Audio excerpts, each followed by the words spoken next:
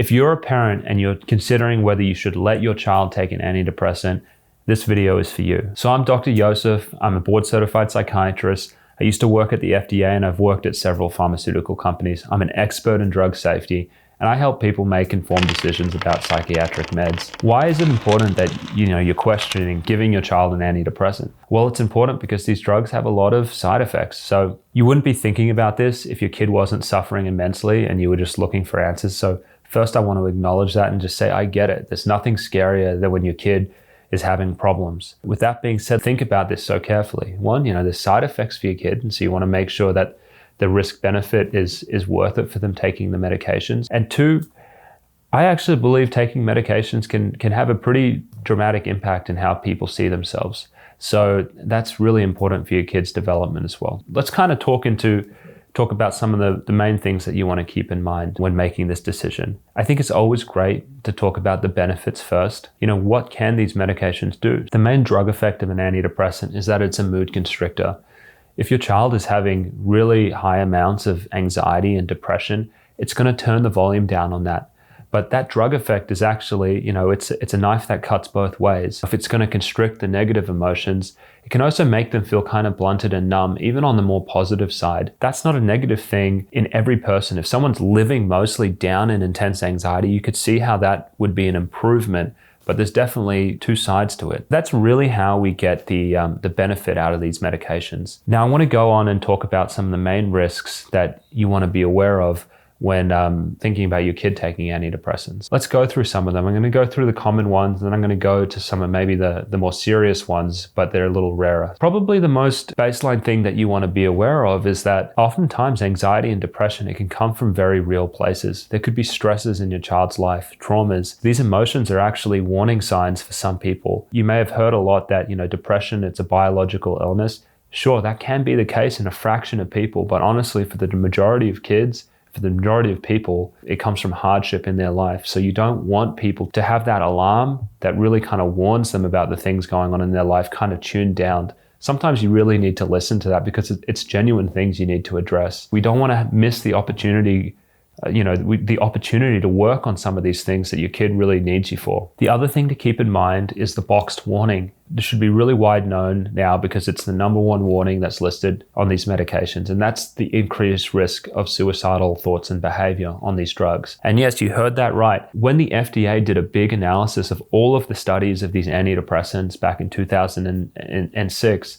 what they found was that kids were actually more likely, and when I say kids, I mean populations under age 25. So sometimes it's a little older than kids. If you're under age 25 and you were enrolled in a placebo-controlled study, and that means that, a group of people put them on the drug and then there was another group and they just gave them placebo pills. The people who were put on the antidepressants had a higher rate of suicidal behavior and suicidal thoughts. And this was statistically significant. They did not think that this was a chance occurrence. Let that sink in for a minute, because people would usually expect the group that are on the drugs that reduce anxiety and depression through that blunting, they would normally expect that to have a lower rate of suicidal thoughts and behavior, but it was actually the opposite. So the question might be why was this happening? And really what it was about was paradoxical reaction. Not everyone is going to respond to these medications in a consistent way. And this might make sense, if you've ever heard of people having bad trips on cannabis, group of people together, they're smoking marijuana. A lot of people are giggling, having a good time, and there's one person who gets really paranoid and has an awful time. That is a common phenomena with all drugs out there. And so one of the main risks when you're taking antidepressants is that you could give a kid a drug that actually has a paradoxical reaction. Instead of reducing the anxiety, it makes them feel more keyed up,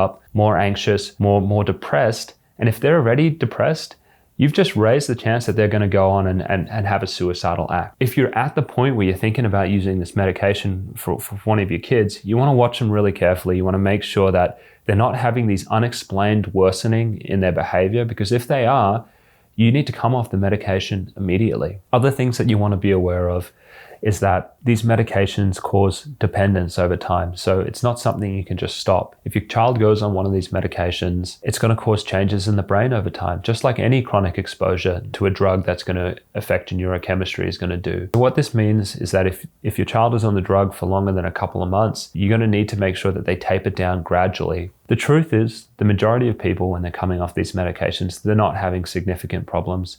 they come off and they do reasonably well. However, there is a substantial minority of people who, when they try and come off the medications, they experience withdrawal symptoms. Sometimes they get misdiagnosed, and then the children or the people, they end up thinking that it's their underlying condition and they need to be on the medication forever. A lot of people end up feeling trapped on these meds. And there's a smaller group of people, still a significant minority, who develop something called protracted withdrawal.